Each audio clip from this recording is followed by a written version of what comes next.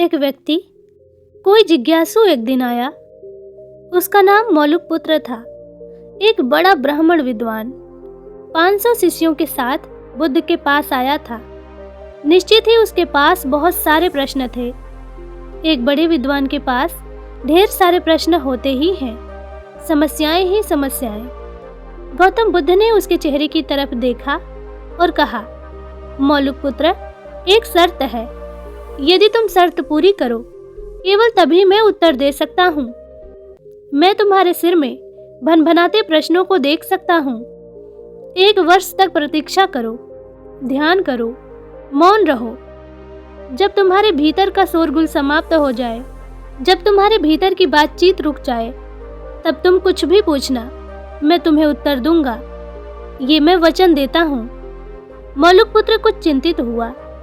1 वर्ष के लिए मौन रहना है और तब यह व्यक्ति उत्तर देगा, और कौन जाने वह उत्तर सही भी है या नहीं। हो सकता है कि 1 वर्ष बिल्कुल बेकार ही चले जाए।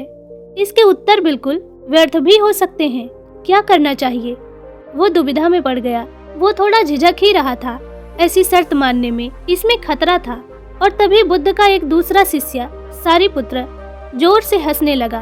वहीं पास में ही बैठा था, एकदम खिलखिलाकर हंसने लगा। मौलुकपुत्र और भी परेशान हो गया। उसने कहा, बात क्या है? तुम क्यों हंस रहे हो? सारिपुत्र ने कहा, इनकी मत सुनना, ये बहुत धोखेबाज हैं।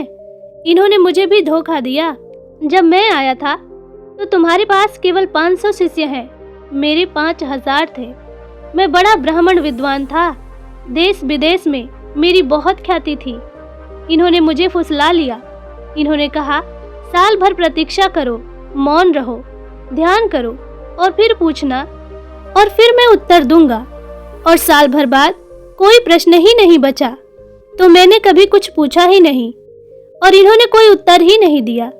यदि तुम पूछना चाहो तो अभी पूछ लो। मैं इसी चक्कर में पड़ गया। मुझे इसी तरह इन्होंने धोखा दिया। बुद्ध ने कहा, मैं अपने वचन पर पक्का रहूंगा। यदि तुम पूछते हो तो मैं उत्तर दूंगा। यदि तुम पूछो ही नहीं तो मैं क्या कर सकता हूँ? 1 वर्ष बीता। मौलुकपुत्र ध्यान में उतर गया और ध्यान होता गया। भीतर की बातचीत समाप्त हो गई। भीतर का कोलाहल रुक गया। वह बिल्कुल भूल गया कि कब 1 वर्ष बीत गया। जब प्रश्न ही ना रहे तो कौन उत्तरों की फिक्र करता है? एक दिन अचानक बुद्ध ने पूछा, मौलुकपुत्र, यह वर्ष का अंतिम दिन है। इसी दिन तुम 1 वर्ष पहले यहाँ आए थे और मैंने तुम्हें वचन दिया था कि 1 वर्ष बाद तुम जो भी पूछोगे मैं उत्तर दूंगा। मैं उत्तर देने के लिए तैयार हूँ। अब तुम प्रश्न पूछो। मौलुकपुत्र हंसने लगा और उसने कहा, बुद्ध, आपने मुझे भी धोखा दिया।